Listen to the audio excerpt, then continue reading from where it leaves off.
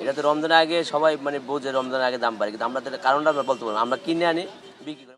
কাঁচা বাজারে আনি একটু দাম একটু বাড়ছে, 200 টাকা 160 টাকা আর আছে 100 টাকা কেজি আছে। সংকট থাকলে দাম বাড়ে, কিন্তু সংকট তো নাই বাজারে। সংকট না থাকার কারণে দাম বাড়ার সম্ভাবনা নেই, দাম কমবে, আরও কমবে দাম। এটা তো রমজানের আগে সবাই মানে বোঝে রমজানের আগে দাম বাড়ে, কিন্তু আমরা তাহলে কারণটা আমরা বলতে পারবো না। আমরা কিনে আনি, বিক্রি করি। মানে আজকে 5 কারণ কিনে আনলাম, বিক্রি হয়ে গেল, আবার বিক্রি হলে কালকে বিক্রি করি, আবার কালকে কিনে আনি কালকে। আমাকে তো মজুত করি না আমরা। মনে করেন মালটা বিক্রি করি 330 টাকা, আপেল ওইটা আছে 330, এইটা আছে 280 300, তারপর আনার আছে 560, এই কমলা আছে আমরা 330 টাকা কেজি। মানে বাজার মধ্যে বাড়ছে মালটা আর নেশপাতিটা, আর কোনো মানে স্বাভাবিক ওই গাছ। এই মরিচ দেখেন 200 টাকা কেজি যাচ্ছে, যে মরিচ 40 টাকা 60 টাকা কেজি, এখন 200 টাকা কেজি। সে অনেক উর্দু না, নাগালের বাইরে না, সম্পূর্ণ নাগালের বাইরে। কাঁচা বাজারে আনি একটু দাম একটু বাড়ছে, 200 টাকা 160 টাকা আর আছে 100 টাকা কেজি আছে। মাঝখানে একটু কম ছিল, 100 টাকা 120 টাকা ছিল।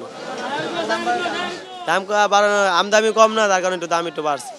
আমদামি হয়ে গেলে আবার দাম কমে দেবে। আসলে দাম বাড়ে যখন মালের সংকট থাকে, সংকট থাকলে দাম বাড়ে, কিন্তু সংকট তো নাই বাজারে।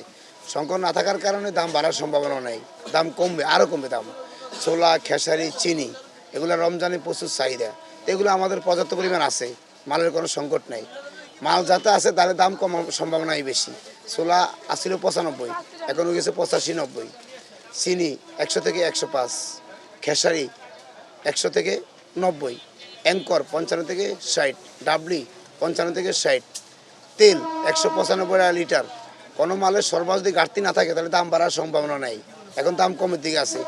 দেখো আজকে 2 রমজান, বেচা কিনা আরও কমতেছে, আরও দাম কমে যাবে জিনিসের।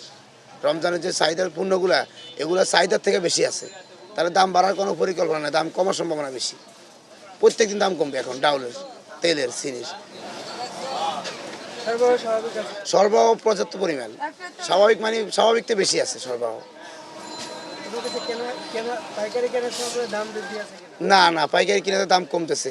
আমরা আগের থেকে ছোলা 5 টাকা কমে কিনতেছি এখন, আগের থেকে ডাবলিতে 2 টাকা কমে কিনতেছি, আগের থেকে চিনিতে 2-3 টাকা কেজিতে কমে কিনতেছি। মশলা তো আসলে 99% মশলা আমদানি করতে হয়, এগুলো তো দাম বাড়বেই। ডলার সংকট, জ্বালানি তেল, কস্টিং, এগুলো অজুহাত দেখায় আমদানিকারকরা দাম বাড়ায়। যে আপনার কিশমিশ ছিল 500-600 টাকা কেজি, কিশমিশ 850 টাকা কেজি। যে আলু বোকরা ছিল 500 টাকা 400 টাকা কেজি, এখন 800 টাকার উপরে কেজি। যে বাদাম, পেস্তা বাদাম ছিল 1800-1900 টাকা কেজি, এখন 3500 টাকা কেজি। তারপর লবঙ্গ, গোলমরিচ, জিরা, এগুলো তো সামনে কোরবান, রমজান, এগুলো দাম বাড়বে আরও। যদি আমদানি এলসি ভালো হয় তাহলে দাম কমার সম্ভাবনা আছে, নাহলে দাম বাড়বে। বাইরের যত মশলা আছে প্রত্যেক দিন দাম বাড়ে, এগুলোর দাম কমার সম্ভাবনা নাই।